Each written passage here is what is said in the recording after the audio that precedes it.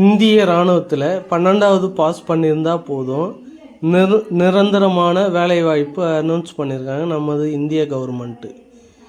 இதற்கு கல்வி தகுதின்னு பார்த்தா 12வது பாஸ் பண்ணியிருக்கணும்.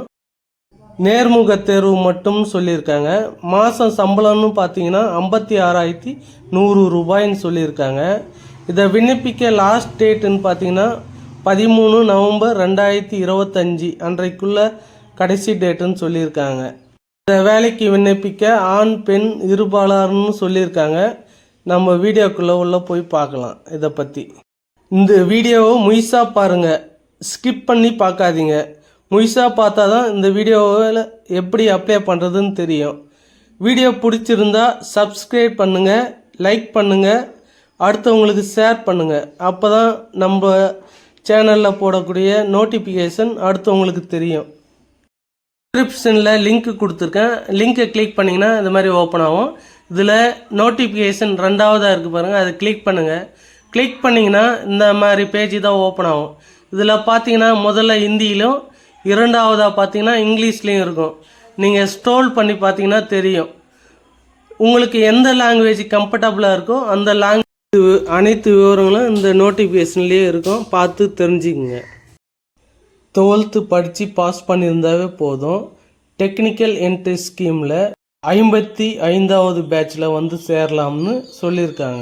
இது எந்த இயருக்கான நோட்டிஃபிகேஷன் பார்த்தீங்கன்னா ஜூலை 2026க்கான 55வது பேட்சுக்கான நோட்டிஃபிகேஷன் சொல்லியிருக்காங்க. டைப் ஆஃப் என்ட்ரின்னு பார்த்தீங்கன்னா technical entry scheme TES 55 July 2026ன்னு சொல்லியிருக்காங்க. இதில் பார்த்தீங்கன்னா அன்மேரிட் மேல் கேண்டிடேட் மட்டும்தான் அப்ளை பண்ண முடியும்னு நோட்டிஃபிகேஷனில் சொல்லியிருக்காங்க. ஃபீமேல் கேண்டிடேட்டுக்கு இந்த நோட்டிஃபிகேஷனில் அனௌன்ஸ்மெண்ட் விடலை. இதுக்கப்புறமா வர அனௌன்ஸ்மெண்ட்டில் ஏதாச்சும் விடுவாங்கன்னு நாங்கள் எதிர்பார்க்குறோம். எஜுகேஷன் குவாலிஃபிகேஷன் பார்த்தீங்கன்னா நீங்கள் 12th படிச்சிருக்கணும். 12th பார்த்தீங்கன்னா ஃபிசிக்ஸ், கெமிஸ்ட்ரி, மேக்ஸ் இதை எடுத்துருக்கணும். ஆவரேஜாக பார்த்தீங்கன்னா 60% மார்க் எடுத்துருக்கணும்னு சொல்கிறாங்க. JEE எக்ஸாம் வந்து மெயின் எக்ஸாமாக எழுதி பாஸ் பண்ணியிருக்கணும்னு சொல்கிறாங்க. அதாவது 2025 ஜாயிண்ட் என்ட்ரன்ஸ் எக்ஸாமு எழுதி இருக்கணும்னு சொல்லியிருக்காங்க. வேக்கன்சின்னு பார்த்தீங்கன்னா மொத்தமாகவே 90 காலி பணியிடங்கள் உள்ளதுன்னு சொல்லியிருக்காங்க. அதாவது 90 காலி பணியிடங்கள் மட்டுமே உள்ளது. ஏஜ் லிமிட்டுன்னு பார்த்தீங்கன்னா 16.5 வயசுலேருந்து 19.5 வயசுக்குள்ளே இருக்கணும்னு சொல்லியிருக்காங்க. இது பார்த்தீங்கன்னா 1 ஜூலை 2026க்குள்ளே, அதாவது 2 ஜனவரி 2007 1 ஜனவரி 2010க்குள்ளே இந்த இடைப்பட்ட வருடத்தில் பிறந்தவங்க இதில் விண்ணப்பிக்கலாம். இதுக்கான கட் ஆஃப் பார்த்தீங்கன்னா 1 ஜூலை 2026 வரைக்கும் இருக்கும்னு சொல்லியிருக்காங்க. குவாலிஃபிகேஷன் பார்த்தாச்சு, ஏஜியும் பார்த்தாச்சு. இப்போது செலெக்ஷன் ப்ராசஸ் எப்படி இருக்குன்னு பார்த்தீங்கன்னா ப்ராசஸ் பார்த்தீங்கன்னா 4 வகையில் இருக்கும். ஃபஸ்ட்டு அப்ளை பண்ணவங்கள ஷார்ட் லிஸ்ட் பண்ணுவாங்க. ஷார்ட் லிஸ்ட் பண்ணதுக்கப்புறம் SSB இன்டர்வியூ இருக்கும். SSB இன்டர்வியூ அட்டன் பண்ணதுக்கப்புறம் அதுக்கப்புறமா பார்த்தீங்கன்னா மெடிக்கல் எக்ஸாமினேஷன் இருக்கும். அதுக்கப்புறமா பார்த்தீங்கன்னா மெரிட் லிஸ்ட், ஜாயினிங் லெட்ரு இந்த மாதிரி இருக்கும்னு சொல்லியிருக்காங்க. இது எல்லாமே முடிஞ்சதுக்கப்புறம் உங்களோட கட் ஆஃப் மார்க் எப்போ வரும்னு சொன்னீங்கன்னா நவம்பர் 2025க்குள்ளே இந்த ஷார்ட் லிஸ்ட்டை வந்து அனௌன்ஸ்மெண்ட் பண்ணிவிடுவாங்கன்னு சொல்லியிருக்காங்க. அதாவது நவம்பர் 2வது வாரத்துக்குள்ளே இதுக்கான ஷார்ட் லிஸ்ட் அனௌன்ஸ்மெண்ட் பண்ணிவிடுவோன்ட்டு நோட்டிஃபிகேஷன்லாம் சொல்லியிருக்காங்க. ஷார்ட் லிஸ்ட் அனௌன்ஸ்மெண்ட் பண்ணி முடிச்சதுக்கப்புறம் SSB இன்டர்வியூன்னு பார்த்தீங்கன்னா ஜனவரி 2026 லாஸ்ட் 2 வீக்ஸில் இருக்கும்னு நோட்டிஃபிகேஷனில் சொல்லியிருக்காங்க. இந்த இன்டர்வியூ எங்கே இருக்கும்னு சொல்லியிருக்காங்க. அதாவது இந்த இன்டர்வியூ எங்கே இருக்கணும்னு பார்த்தீங்கன்னா கேட்டன் ட்ரைனிங் வின்ஸ்லேயும், அது மட்டும் இல்லாமல் இந்தியன் ஆர்மி அகாடமிலையும் இருக்கும்னு சொல்லியிருக்காங்க. இந்த ட்ரைனிங்கோட டூரேஷன் பார்த்தீங்கன்னா 4 ஆண்டுகள்னு சொல்லியிருக்காங்க. ஏன் 4 ஆண்டுன்னு பார்த்தீங்கன்னா 3 வருஷம் பார்த்தீங்கன்னா உங்களோட கிராஜுவேட் படிக்கிற மாதிரி இருக்கும். கிராஜுவேட் படித்து முடிச்சுட்டு அந்த 1 இயர் பார்த்தீங்கன்னா அட்வான்ஸ் ட்ரைனிங் இருக்குன்னு சொல்லியிருக்காங்க. அட்வான்ஸ் ட்ரைனிங் முடிஞ்ச உடனே உங்களுக்கான போஸ்டிங் இருக்குன்னு சொல்லியிருக்காங்க. எல்லாமே முடிச்சிட்டிங்க, போஸ்டிங்கும் வாங்கிட்டீங்க. அதுக்கப்புறமா பார்த்தீங்கன்னா உங்களோட சேலரி எவ்வளோ இருக்குன்னு பார்த்தீங்கன்னா 56,100 ரூபாய் இருக்கும்னு சொல்லியிருக்காங்க. அது மட்டும் இல்லாமல் சேலரி கமிஷனில் நிறைய அலௌன்ஸ் இருக்கும்னு சொல்லியிருக்காங்க நோட்டிஃபிகேஷனில். கீழே ஸ்க்ரோல் பண்ணிட்டு வந்து பார்த்தீங்கன்னா தெரியும் உங்களுக்கு, இதுக்கான ஃபுல் டீட்டெயிலும் இங்கே கொடுத்துருப்பாங்க.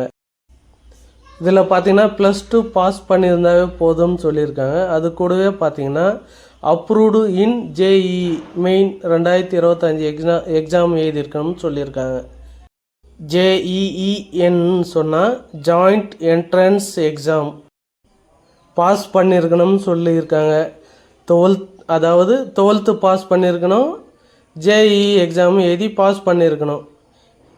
இது பார்த்தீங்கன்னா இந்தியன் சிட்டிசன் எல்லாருமே அப்ளை பண்ணிக்கலாம். ஏஜ் லிமிட்டை பொறுத்தவரை 16லேருந்து 19 வயசுக்குள்ளே இருக்கணும்னு சொல்லியிருக்காங்க.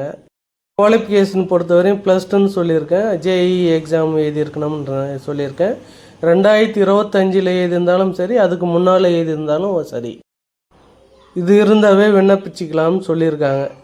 அதுக்கப்புறமா பார்த்தீங்கன்னா இந்த GD எக்ஸாம் மாதிரி ரன்னிங் டெஸ்ட்டெல்லாம் இருக்குமான்னு கேட்டிங்கன்னா அதெல்லாம் கிடையாது. ஒன்லி ஃபிசிக்கல் தான் இருக்கும். டைரெக்டாக இன்டர்வியூ மூலம் மட்டும்தான் உங்களை செலக்ட் பண்ண போகிறாங்க. அது மட்டும் ஃபிசிக்கல் ஸ்டாண்டர்ட் டெஸ்ட் எதுவுமே கிடையாது. Direct interview only.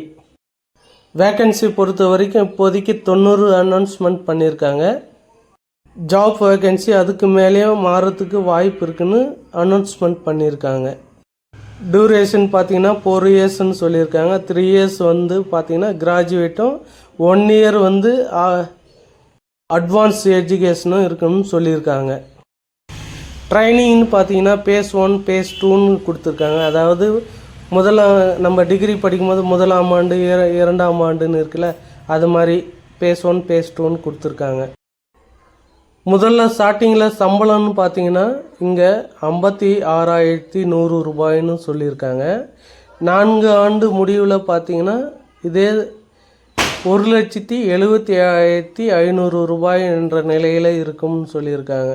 ஒவ்வொரு ஆண்டுக்கும் மாறுபடும், சம்பளம் உயரும்னு சொல்லியிருக்காங்க.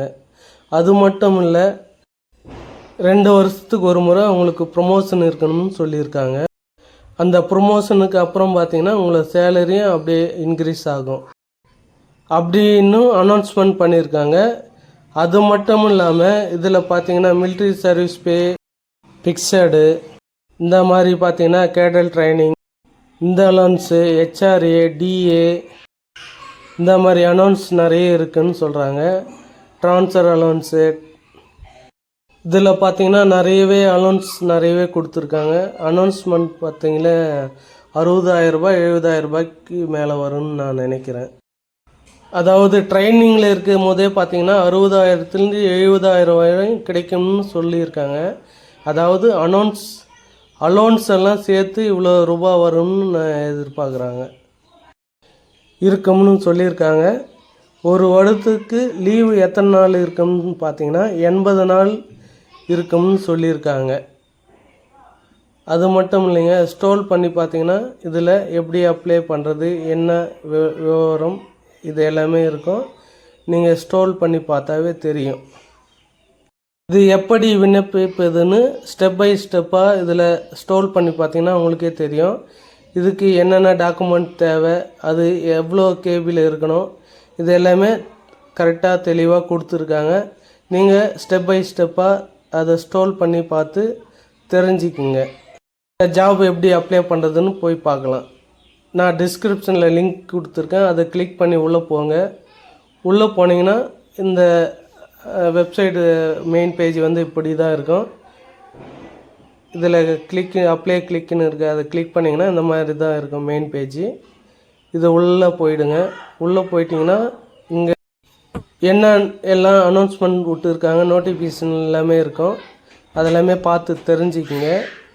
அப்படியே பார்த்தீங்கன்னா ஸ்க்ரோல் பண்ணுங்கள். கீழே பார்த்தீங்கன்னா ஆஃபீஸர், அந்த அப்ளை ஃபார் ஆஃபீஸர்னு இருக்குது பார்த்தீங்களா, அதை கிளிக் பண்ணுங்க. கிளிக் பண்ணிங்கன்னா உள்ளே இது மாதிரி தான் போகும். ஆல்ரெடி ரிஜிஸ்டர் பண்ணியிருந்தீங்கன்னா உள்ளே போகலாம்.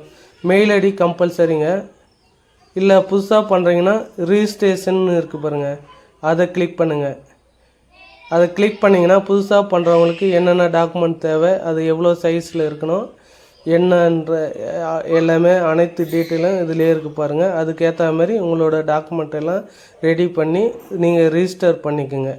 ரிஜிஸ்டர் பண்ணிவிட்டு உங்களோட யூசர் நேமையும் பாஸ்வேர்டையும் போட்டு உள்ளே போயிட்டு உங்களோட ஜாபை அப்ளை பண்ணிக்கோங்க.